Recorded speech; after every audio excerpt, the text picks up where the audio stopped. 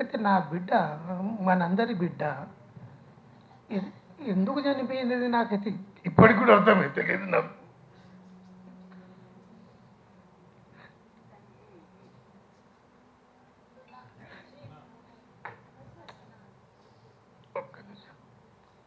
అయితే ఒకటి నేను చెప్పదలుచుకున్నది, మనమందరం సమాజం కొరకు పనిచేస్తున్నాము.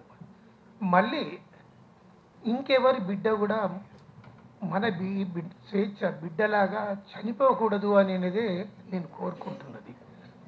ఇప్పుడు బిడ్డ చావుకు కారకుడైన పూర్ణచంద్ర బదావతు దుర్మార్గుడు, స్త్రీలోలుడు, వాడు అక్రమ సంపాదకుడు, ఇటువంటి దుర్మార్గులు చాలామంది ఉన్నారు.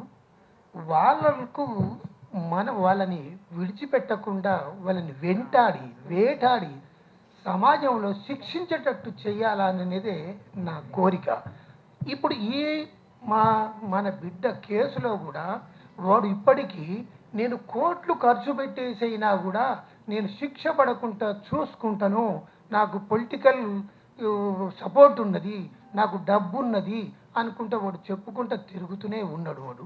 ఇటువంటి సందర్భంలో మీరందరూ మనకు ఈ కేసులో సపోర్ట్గా ఉండి అన్ని విధాలుగా తోడ్పడి తప్పకుండా వాడిని జైలుకు పంపి శిక్షించాలనేదే నేను కోరుకుంటున్నా. ఇప్పుడు సర్వ విధాల ప్రయత్నం చేస్తున్నాడు. దానికి మీ అందరి సహకారం తప్పనిసరిగా వాడిని జైలుకు పంపాలా, వాడిని కఠినంగా శిక్షించే ఏర్పాట్లు చేయాలనేది దానికి మీ అందరి సహకారం ఉండాలని నేను కోరుకుంటున్నాను. అయితే ఈ పోలీసులు వ్యవస్థ మనందరికీ తెలుసు. ఇప్పుడున్న ఈ వ్యవస్థ, పోలీసు వ్యవస్థ, జ్యుడిషియల్ వ్యవస్థ అన్నీ కూడా బీజేపీ దాన్ని సర్వనాశనం చేసేసింది. మొత్తంగా ఏంటంటే వాళ్ళకు అనుకూలంగా మార్చుకున్నది. అయితే మన బిడ్డ చనిపోయి ఈ రోజుతోని 1 సంవత్సరం అవుతుంది. ఈ 1 సంవత్సరంలో ఇప్పటికీ కూడా పోలీసులు వాడి మీద కేసులు ఇంకా వాడు ఫైల్ చేయలేదు. కేవలం ఎఫ్ఐఆర్ మాత్రం వేసి విడిచిపెట్టేసిండ్రు. వాడు మన సెల్లులన్నీ కూడా తీసుకుపోయినరు. ఇంకా ఫోరెన్సిక్ ల్యాబ్ రిపోర్ట్ రాలేదు అని పేరుతోని ఏంటంటే పోలీసులు కేసు వేయడంలో కూడా కాలయాపన చేసి కేసులు నిర్వీర్యం చేయడానికి వాడు సర్వ విధాల ప్రయత్నం చేస్తున్నారు.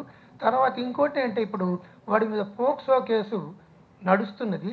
ఈ పోక్సో కేసులో కూడా ఏంటంటే వాడు తప్పించుకొని శిక్ష పడకుండా చేసుకోవటానికి ప్రయత్నం చేస్తున్నాడు. అది జరగకుండా మన తరఫున కూడా మనం కావాల్సిన ప్రయత్నాలన్నీ మనం చేస్తూ ఉన్నాము. నేను మీ అందరినీ కోరేది ఏంటంటే దానికి మీ అందరి సహకారము, వాడిని శిక్షించడానికి కావాల్సిన సహకారము అందించాలని అని కోరుకుంటున్నాను.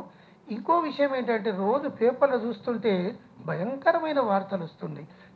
ఒక చిన్న విషయానికి ఆత్మహత్యలు, ఏదో తల్లిదండ్రులు మందలించారని ఆత్మహత్యలు. ఇక తర్వాత ఏంటంటే ఈ అక్రమ సంబంధాలు చూస్తుంటే పేపర్ ఫ్రంట్ పేజీలోనే అది ఏదో అక్రమ సంబంధాలతోని తల్లి బిడ్డలను చంపిన వార్తలు, తర్వాత ఏంటి ఆ సంబంధం పెట్టుకున్నోడు ఆమె పిల్లలను వాడు చంపడం వార్తలు, ఇవన్నీ చూస్తుంటే బాగా బాధాకరంగా ఉంది, ఆందోళనగా ఉంది. అయితే ఇది ఎందుకు జరుగుతుంది అంటే నా ఉద్దేశం లేదంటే గతంలో ప్రజా ఉద్యమాలు తీవ్ర స్థాయిలో ఉండేటి. అప్పుడు స్టూడెంట్ లైఫ్లో కూడా అప్పుడు మన ఈ సంస్థలు, ఈ లెఫ్ట్ సంస్థలు అనేటి విద్యార్థులకు ధైర్యాన్ని ఇచ్చేటి. ఏమున్నా కూడా ధైర్యంగా ఉండాలా, ఎదుర్కొనాలా, కొట్లాడాలా అనేది చైతన్యాన్ని అందించేటివి. ఇప్పుడు ఆ చైతన్యము కొరవడిపోయింది. అంటే రోజు రోజుకు అది తగ్గిపోతున్నది. తగ్గిపోతున్న ఈ పరిస్థితులలో పిల్లలు కూడా ఏంటంటే మానసిక ఒత్తిడికి గురయ్యి క్షణికావేశానికి గురైపోయి కూడా చేసుకుంటూ ఉంటున్నారు. ఇటువంటి పరిస్థితి వచ్చింది. ఇటువంటి పరిస్థితులను కూడా మనం ఎదుర్కోవడానికి కొరకు మన పిల్లలని తప్పనిసరిగా మనం ధైర్యవంతులుగా మనం తయారు చేస్తూ ఎదిరించాలనే కాన్సెప్ట్ను అందించడానికి వీలైనంత ఎక్కువ అందించడానికి మనం ప్రయత్నం చేయాలి అని కోరుకుంటూ మీ అందరికీ కృతజ్ఞతలు తెలియజేస్తూ ముగిస్తున్నది. థ్యాంక్ యూ శంకరన్న. కుటుంబ దుఃఖాన్ని ఎవరైనా తీర్చలేదు.